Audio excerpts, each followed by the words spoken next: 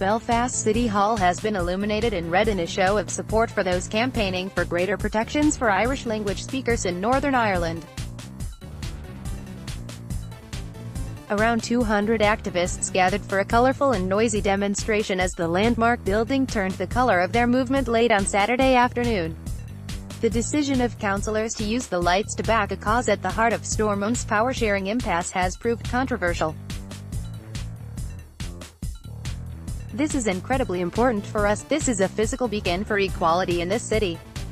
While unionists have claimed the vote, which was backed by Sinn Féin, the SDLP and the Alliance Party, has politicized the building, advocates for an Irish Language Act insist they have every right to have their cause highlighted.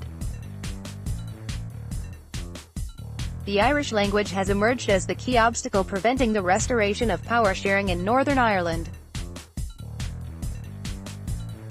Sinn Féin has insisted it will only return to devolved government if the DUP accedes to a standalone piece of legislation that grants protections for Gaelic speakers. The DUP has said it will approve protections, but only as part of a wider Culture Act, which also incorporates the Ulster Scots tradition. Kieran MacJoel from Irish Language Campaign Group and Dream Dearg said the protests would continue until an Irish Language Act became a reality. "This is incredibly important for us. This is a physical beacon for equality in this city," he said of the red illumination. "It represents the diversity of this city, that we have different communities here and all those different communities need to be respected and tolerated. The Irish language is a key obstacle in the road to the return of power sharing." David Young, PA. The illumination marked the second anniversary of a protest by Irish language activists at the decision of a DUP minister to cut bursaries for young people undertaking Irish language studies. They point to that contentious episode as the spark that invigorated their campaign for an Irish Language Act.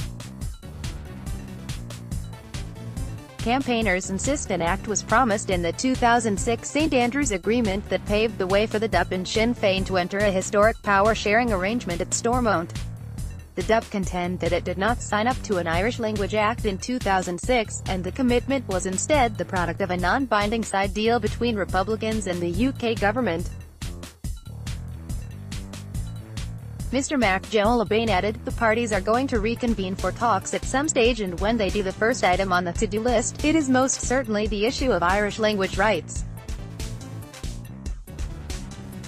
This community isn't going anywhere. We are not leaving the streets. This issue isn't going away. The sooner parties sit down and grapple with this, the sooner the DUP lift their objection to this and agree to fulfill a promise that was made in 2006, the better." Press Association.